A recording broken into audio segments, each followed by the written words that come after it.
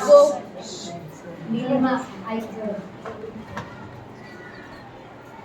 काय बोलायचं मी बोलण्यासाठी नाही आलो. फक्त तुमचे चेहरे पाहण्यासाठी.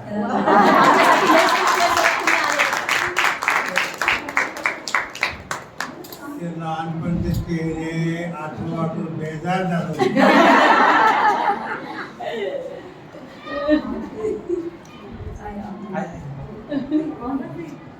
आहे आहे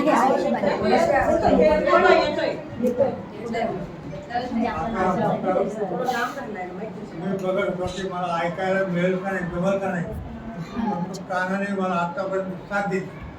काय छान बोलल्या ह्या दोघी, इतक्या छान बोलल्या की मी सगळं ऐकलं, एकूण शब्द ऐकला.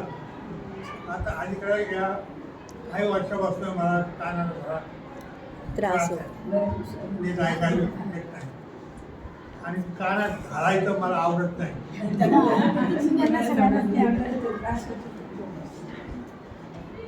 आणि खरंच अगदी मनापासून सांगतो, फक्त चेहरे पाहण्याचीच मला उत्कंठ यायचा. ज्यावेळेला हा मुलगा निरोप मिळाला सकाळी, तर माझी देण्याची काही ताकद नव्हती.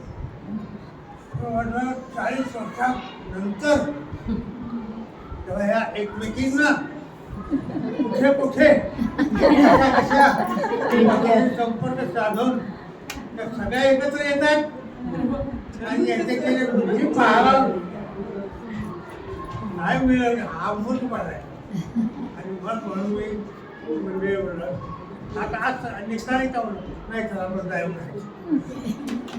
1 तासापूर्वीपर्यंत माझी इच्छा नव्हती नाही इथं वर चढायचं हे ते शक्य नाही.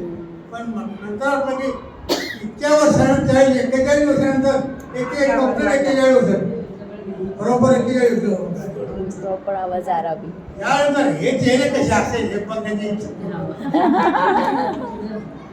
बाकी बोलण्यासाठी काही नाही. माझ्याकडे बोलण्यासाठी काय होतं नव्हते. तुमच्यापर्यंत आवाज देणे त्या वेळेला पोहोचलेलं आहे ते आणि मला पूर्ण कॉन्फिडन्स आहे. आज मी कसं बळ आहे की प्रत्येक माणसाला मनातून इच्छा केली की बरोबर समोर उभं राहतं. तर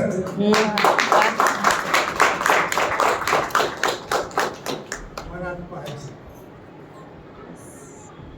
तुमच्या सगळ्यांचं एकंदर चेहऱ्याच्या पाहिल्यावर असा तर तुमचा संसार खूप छान चालेल, खूप छान चालेल. मग यापेक्षा काय पाहिजे असतं पण काही वडिलांना काय नको, शिक्षकांना काहीही नको. विद्यार्थी त्यांना विद्यार्थी म्हणतात त्यावेळेला भरायचं. ते काही माणसाचं आयुष्यभर जपणारे माणसं असतात. अशी खूप माणसं आनंदी दिसावी एवढी सगळ्यांची इच्छा असते. माझ्या पोटामध्ये काही नसतं, मोकळं असतं. माझं डोकाही मोकळं असतं. त्यामुळे भगवंताने मला आतापर्यंत नीट ठेवलं असं मला वाटतं. मला वाटत नाही की मी म्हातारा झालो. म्हातारे नाहीच तुम्ही.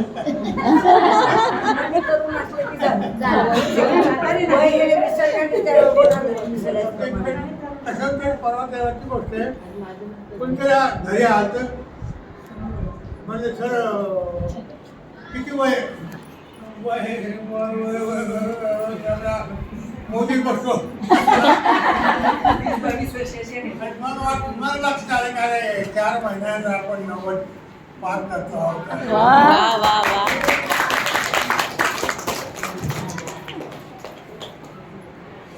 पण त्याची खूप आहे.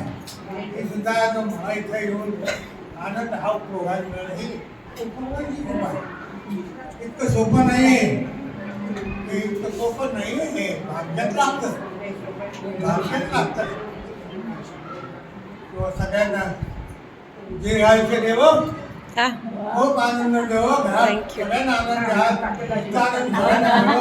एवढी इच्छा थँक्यू.